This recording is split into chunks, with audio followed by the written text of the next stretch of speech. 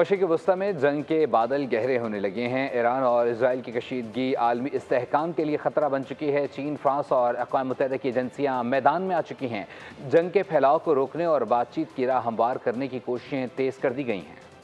مشرقی وسطی میں جنگ کے خطرات منڈلانے لگے۔ ایران اسرائیل کشیدگی پر چین، فرانس اور عالمی ادارے متحرک ہو گئے۔ چین نے ایران اسرائیل کشیدگی پر گہری تشویش کا اظہار کرتے ہوئے خبردار کیا ہے کہ خلیج اور ارد گرد کے پانی دنیا کی اہم تجارتی شاہراہیں ہیں۔ جنگ کا دائرہ بڑھا تو عالمی معیشت کو شدید دھچکا لگ سکتا ہے۔ فرانسیسی وزیر خارجہ نے واضح الفاظ میں کہا کہ ایران کے جوہری مسئلے کا کوئی فوجی حل ممکن نہیں، صرف مذاکرات ہی پائیدار راستہ ہیں۔ عالمی جوہری ادارے کے اجلاس میں بھی جنگ بندی کی اپیل کی گئی۔ ادارے کے سربراہ رافیل گروسی نے انکشاف کیا ہے کہ ایران کی فردو سائٹ پر گڑھے دیکھے گئے ہیں، جبکہ امریکی حملے کی صورت میں زیر زمین تنصیبات کو بڑا نقصان پہنچ سکتا ہے۔ ادھر ایرانی پاسداران انقلاب نے خبردار کیا ہے کہ جنگ کا آغاز امریکہ نے کیا ہے، مگر انجام ہم طے کریں گے۔ ترجمان ابراہیم ذوالفقاری کا کہنا ہے کہ امریکی فوج کی جانب سے ایرانی سرزمین کی خلاف ورزی ناقابل برداشت ہے۔ اسرائیلی قیادت بھی اب جنگ کے خاتمے کی خواہاں نظر آتی ہے۔ امریکی اخبار کے مطابق اسرائیل نے عرب ممالک کے ذریعے ایران کو پیغام دیا ہے کہ ان کے فوجی اہداف مکمل ہو چکے ہیں۔ نیتن یاہو کا کہنا ہے کہ ہم اپنے مقاصد کے قریب پہنچ چکے ہیں، طویل جنگ نہیں چاہتے۔